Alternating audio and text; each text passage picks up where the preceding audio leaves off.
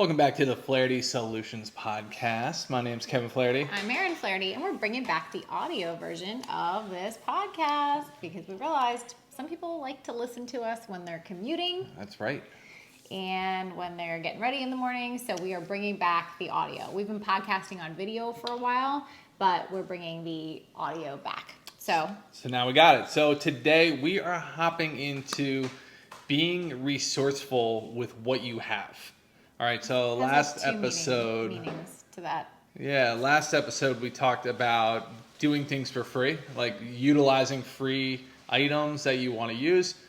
This time around, it is not just utilizing free items, but if you're recording with an iPhone, if you have an old computer, like so many people fall into the trap of like, I'm a business, I got to spend money to make money. And how many times have we seen that just blow up in people's faces? Countless. And we're going to try to give it a little bit different of a spin this time than something you might have heard before. But why is it important to be super resourceful? Oh, you want to, like, with client facing and things like that? Is that what All we're talking different about? types, yeah. Because everybody's heard, like, you don't have to spend money to make money. Right, everybody's heard that. But I've found that if you are resourceful in your work and in your life, but especially in your work, it's just going to come off as a lot more professional if you don't bother the client. Don't bother your manager. Don't bother your team. If you have the tools to get it done, figure it out and get it done. Like, you don't know how many times I get emails from, I don't know, vendors or clients or my team sometimes where they'll ask, not necessarily my team, but they ask for things they already have. Like, hey, can you resend that email? Learn how to use your email search. Learn how to, if you know that someone sent you something and you're trying to reference it, then search for the person that you know sent it to you. Search for their email address, especially like we use a Gmail platform. Yeah. And if you type in that person's address, that email address, and then a buzzword that they know that they said. Like maybe they said financials or you know that they said something. Just search for those things and you might be able to find it rather than have to ask. I mean, God forbid you have to ask a client for something they already sent you. And, we're all human. Yeah. We have to do it. But if you take a little extra time and do it on your own, they're gonna realize dividends. Why they're paying you to do that thing, because you're saving them time. You're not wasting their time. You're not bothering them. And right? Absolutely, like we've talked about this many times. Like they're hiring you, whatever it is. Like, oh, I just sell a product. No, right? They're hiring you to deliver that product. So you want to be Johnny on the spot and just turn around and get it done. You have to fight for your business, for your reputation, all right? Even if you're selling widgets, bouncy balls, I don't care what it is. You want to be the resource that if everyone ever asks, where do I buy bouncy balls from? Oh, you want to buy them from Kevin because I forgot where my bouncy ball went, and he made sure to get another one out to me. Don't be a pain in the butt. Be easy to do business with. Make them think that if they didn't do business with you, they'd really be missing out on something. You're not just providing widgets, you're providing an experience, you're providing a service, and you're going to make their life easier and better, period. Yep.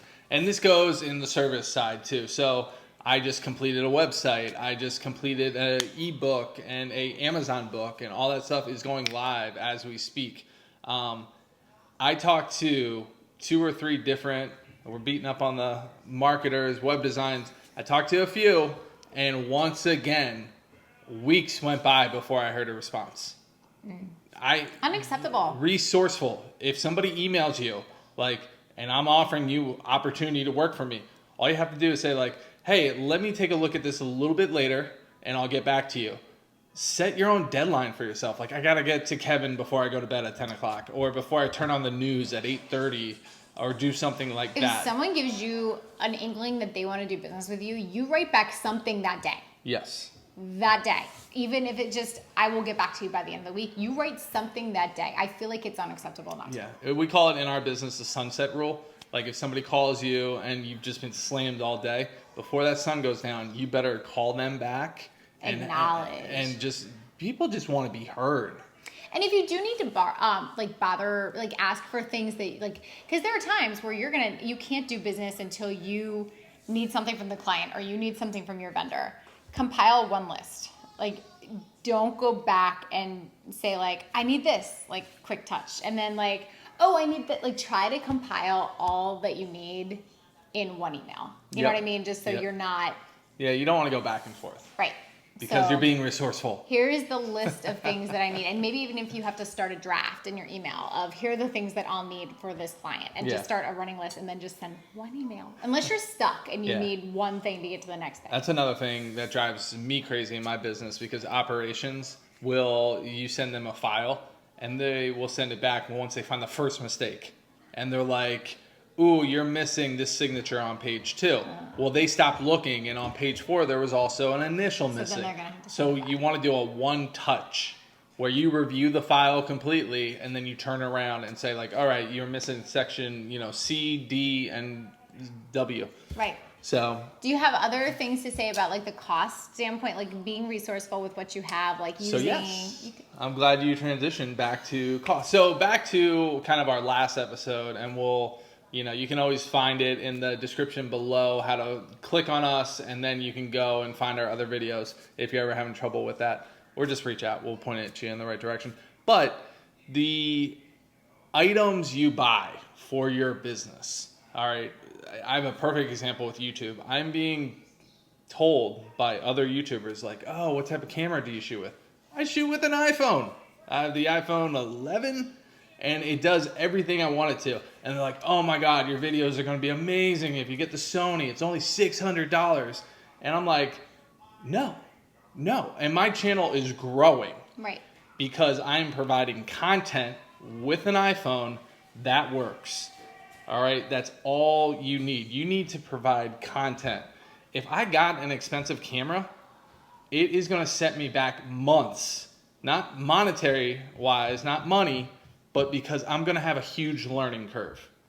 And you don't know the return on investment. If you knew hands down it would raise your revenue to pay for itself instantly, you'd probably buy it. Yes. But you realize that your channel can grow and you can make more money with your iPhone without spending any more money. And because I'm kind of refusing to buy an expensive camera for YouTube, I'm learning all these other editing settings and features and every aspect of my camera, of my editing software on my phone, that if I was just like, oh, let me just throw money at it, I probably would use like 1% of my camera capability. Mm-hmm. But right now with my iPhone, I'm probably using 80 to 90% of its capabilities because I'm being resourceful in what I have in front of me.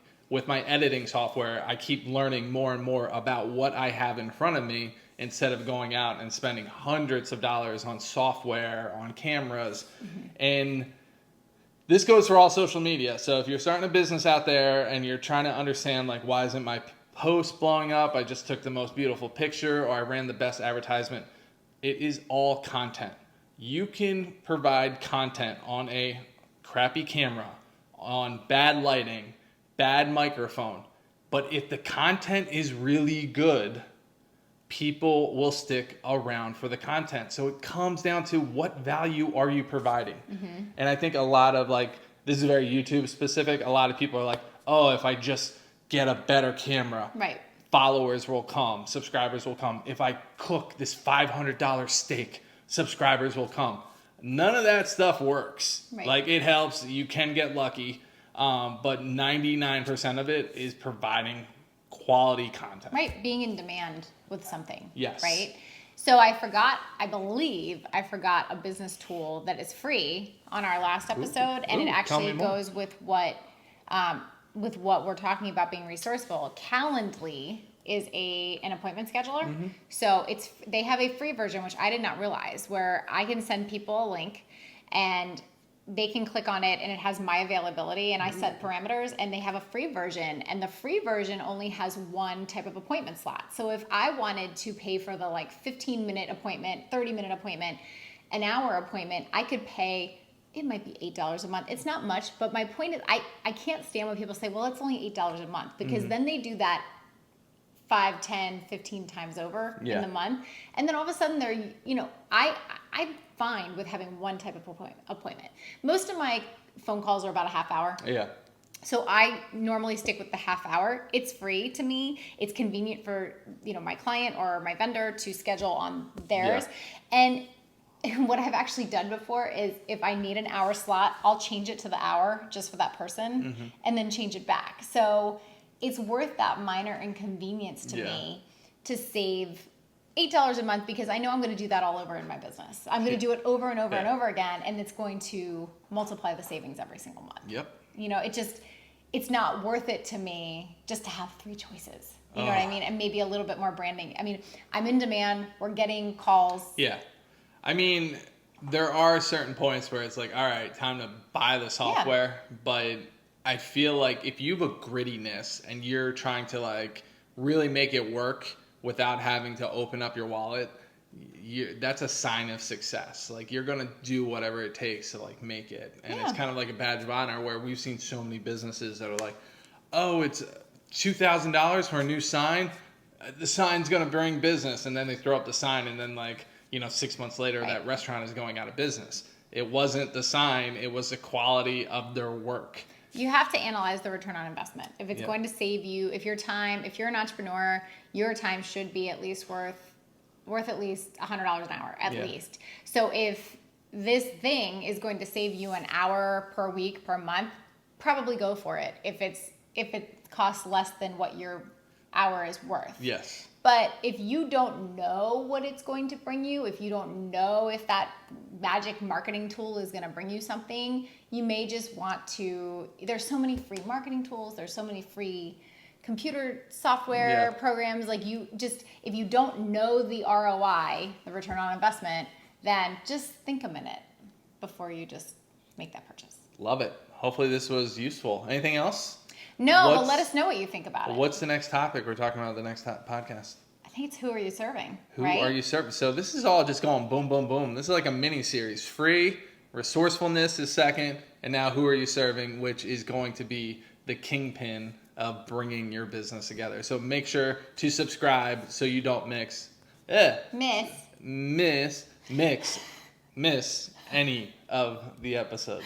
We'll see you next time. Bye.